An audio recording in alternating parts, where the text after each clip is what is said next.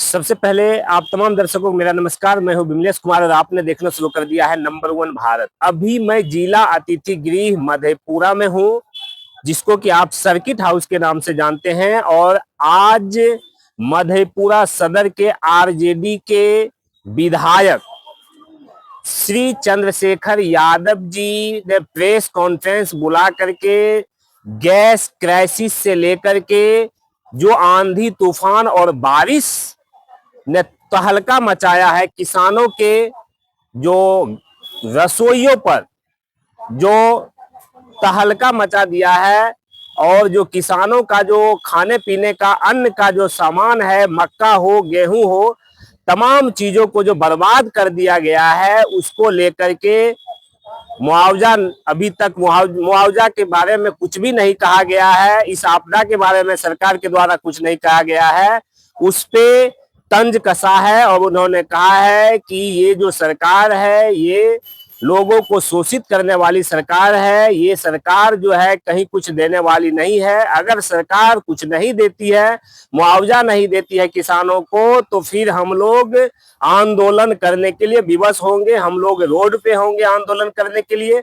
Gas crisis को लेकर के तमाम जो मुद्दे हैं उस पर बहुत ही बेबाकी से अपनी बातों को रखे हैं प्रोफेसर चंद्रशेखर, राजद विधायक। आप इस प्रेस कॉन्फ्रेंस को सबसे पहले देखिए। कि जो हमारे देश के 56 इंची वाले चौकीदार हैं, तो गटर से गैस बनाने की विधि बताए हैं, तो उसी का उपयोग करना चाहिए ना देशवासियों को। और खास करके जो सरकार बनाए हैं उनको ज्यादा करना चाहिए। नहीं तो इस अद्भुत चिंता की बात है कि पूरे देश में, मुल्क में गैस की किल्लत है। लोग सड़कों पर लाइन लगा रहे हैं। जिला प्रशासन से लेकर के जो हमारे डीलर सब करे, कोई कमी नहीं है। तो ये ठगी का मामला है, ब्रीच ऑफ ट्रस्ट है, और ये बहुत ही चिंताजनक बात है। और इसको समय रहते अगर हमारी सरकार की नीति भी इसमें फेल है कि मान लीजिए हमारे मित्र दो राष्ट्र हैं, देश रहे हैं ईरान, जिनसे सैकड़ों वर्ष का रिश्ता है, उसको आप किसी के धौस में, किसी के वो दादागिरी में, अमेरिका के दादागिरी में जब हमारे राजा देश के जो है वही पस्त हो गए, कंप्रोमाइज कर लिए, तो इनका तो मुँह से बोली नहीं कर रहा है। सीधी सीधी बात है कि जो ईरान के इलाके से तेल आनी है, दुनिया के तेल खपत का 40 से 50%, यहाँ तक कुछ लोग 60% करते हैं, उसी हरमुज पैसे से आना है समुद्र से। और उस पर ईरान का कब्जा है। वो तो ईरान समझिए दरियादरी दिखाया है कि आपके देश के आवाम के तकलीफ को देखते हुए उन्होंने आपके तेल को के बाधा को ख़त्म किया है। लेकिन जो डिस्टर्ब है इलाका, कहीं ढंग से किसी ढंग से एक नहीं है, वहाँ कई ढंग की परेशानी हो रही है। दूसरे देश अमेरिका के जो मित्र देश हैं वो भी वहाँ डिस्टर्ब कर रहा है। तो पूरी तरह से हमारा विदेश नीति फेल्यूर है, जिसके चलते गैस की किल्लत है। और ये तो आयवास है, चाहे जिला प्रशासन करे कि डीलर कहे।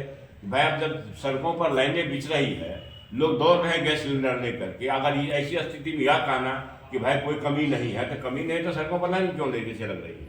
ये ठगी है, झूठ है।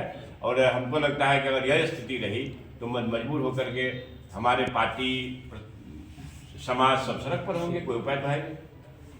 कई कंज्यूमर ऐसे हैं जो गैस तो नहीं उठाया, लेकिन उनके कार्ड पे गैस ऑलरेडी पहले ही उठा लिया गया है। जब वो जाते हैं एजेंसी, पता चलता है कि मेरा कार्ड पे कोई गैस उठा लिया। तो ये बड़ी समस्या जो है गौ घर में। अच्छा, इस तरह की समस्या आती होगी क्योंकि वेंडर लोग करते हैं, इसमें माफियागिरी है, दलाली है।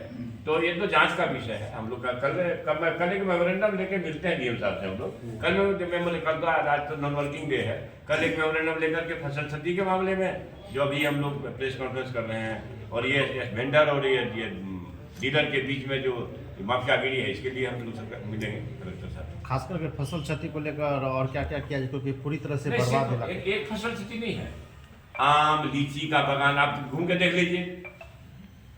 आम का फसल पूर्णतः ध्वस्त है, लीची का फसल 80% ध्वस्त है, गेहूं का फसल 70 से 80% ध्वस्त है, मक्के का 100% ध्वस्त है, केला का 70 से 80% ध्वस्त है। तो भाई किसान खाएंगे क्या? पपीता भी बर्बाद हुआ साथ साथ। तो पपीता तो मान लो उस तरह से उस लेवल पर हमारे यहाँ कम लगता है, लेकिन पूर्वी इलाके में केला का व्यापक खेती होता है, खास करके किशोरगंज अनुमंडल में। हम लोग क्या खेती तौर पर तो नहीं होता है, लेकिन खाने पीने के लिए लोग एक आध कट्ठा लगाते उगाते हैं। लेकिन जिस इलाके में होता है, तो तेलहन का वही हाल है, दलहन का वही हाल है। तो ये तो समझिए कि अभी तक सरकार की तरफ से जो आना चाहिए वक्तव्य कि भाई अच्छा जानते हैं, हमको जो मालूम हुआ है अभी तो पूरी तरह नहीं आप लोग के माध्यम से यहाँ जानकारी होगी, लेकिन हमको कुछ जो आप लोग के माध्यम से जानकारी हुई है मैंने मीडिया के बंधुओं से कि पूरे बिहार में ये चक्रवाती तूफान का असर। तो भाई अब जो भी है, हम तो अपने जिला और कमिश्नरी के लिए कमिटमेंट है और राज्य के लिए हमारे के लिए संदेश है, भाई सरकार भाई जल्दी जगिए, राजा साहब उठिए, अपनी निंदा तोड़िए और भाई ये जो धरती के भगवान किसान की तबाही है उसको दूर करिए और अविलंब अनुग्रह अनुदान की राशि हो, फसल क्षति मुआवजा हो, क्षति मुआवजा हो, जारी करिए। तो आपने देखा कि ये प्रेस कॉन्फ्रेंस में जो है आरजेडी के जो विधायक हैं प्रोफेसर चंद्रशेखर, उन्होंने तमाम मुद्दों को लेकर के अब बेबाकी से जो है अपनी बातों को रखा है। अब देखने वाली बात ये होगी कि आखिर इन्होंने जो प्रेस कॉन्फ्रेंस की है इस पर जो है क्या कुछ असर होता है, क्या सरकार इस पे कुछ एक्शन लेती भी है या नहीं। तो फिलहाल अभी के लिए बस इतना ही। अगर आप हमारा चैनल को अभी तक लाइक नहीं किया है तो चैनल को लाइक कर लीजिए, चैनल को सब्सक्राइब कर लीजिए, बेल आइकन को प्रेस कीजिए, वीडियो को अधिक से अधिक शेयर कर दीजिए। अगर आप हमारे फेसबुक पेज को देख रहे हैं तो फेसबुक पेज को भी लाइक कीजिए, फॉलो कर लीजिए। कमेंट के माध्यम से आप लोग अपनी अपनी राय जरूर रखिए। धन्यवाद। जय हिंद, जय भारत।